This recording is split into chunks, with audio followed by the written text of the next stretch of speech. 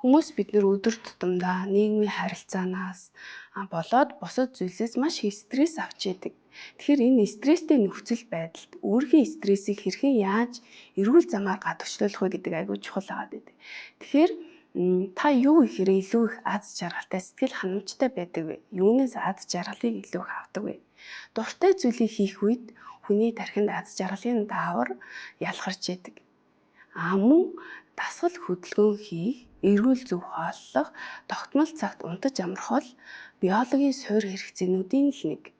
Тэгэхээр өсвөр насны хүүхэд, бага насны хүүхдүүдэд чанартай нойр авах, тогтмол цагт унтаж хөвших, дасгал хөдөлгөөн хийх гэх мэт эдгээр зүйлсүүд нь маш чухал зүйлүүд байгаа.